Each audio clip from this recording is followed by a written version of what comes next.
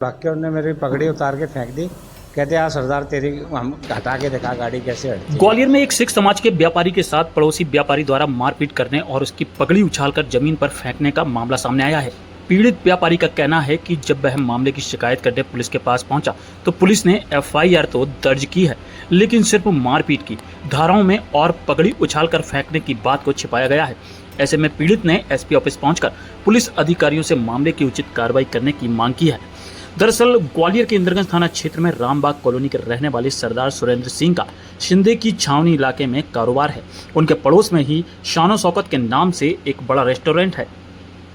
एक रोज पूर्व उनके पड़ोसी व्यापारी द्वारा उनकी दुकान के बाहर 4 पहिया वाहन खड़े कर दिए गए और जब सरदार ने वाहन हटाने को कहा तो पड़ोसी व्यापारी पुत्र और उनके भाइयों ने उनके साथ मारपीट कर दी। सरदार का आरोप है कि मारपीट के साथ ही उनकी पगड़ी जानबूझकर सिर से उतारकर जमीन पर फेंकी गई, जो कि उनकी धार्मिक आस्था पर कुठाराघात है।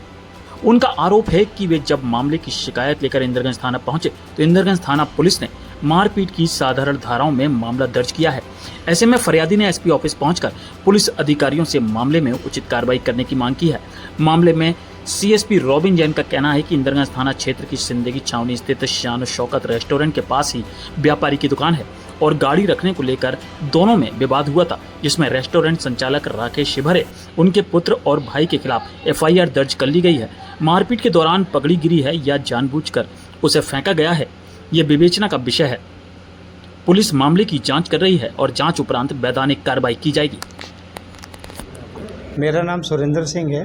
क्या हुआ सुरेंद्र जी आपको? मेरी दुकान है शान शौकत के पास में और मेरे को क्या है, कल वो गाड़ी से 4 दिन से मेरी दुकान के आगे 2 गाड़ियां खड़ी कर देता वो, जिससे मेरे ग्राहकों को आने जाने में दिक्कत आती है।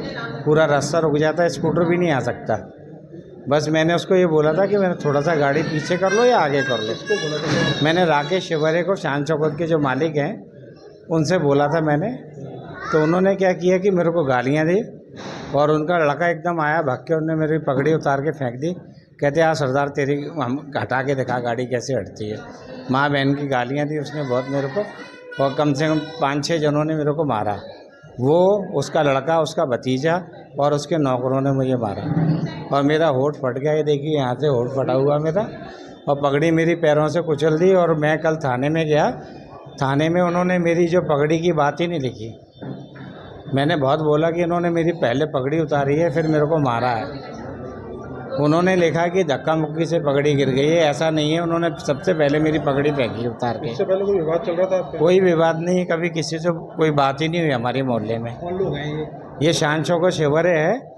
इन्होंने अभी पिछले करीब 1.5 साल पहले भी इन्होंने दिवाली वाले दिन एक लड़की कोई मिठाई लेने आए थे, उसको अपनी पिस्टल से गोली लग गई थी उसके। वो इसके केस भी चल रहे हैं, बहुत केस चल रहे हैं। क्रिमिनल टाइप का आदमी है। आपका क्या काम है? क्या मेरा सब अकाल एंटरप्राइज मोटर वाइंडिंग का काम है।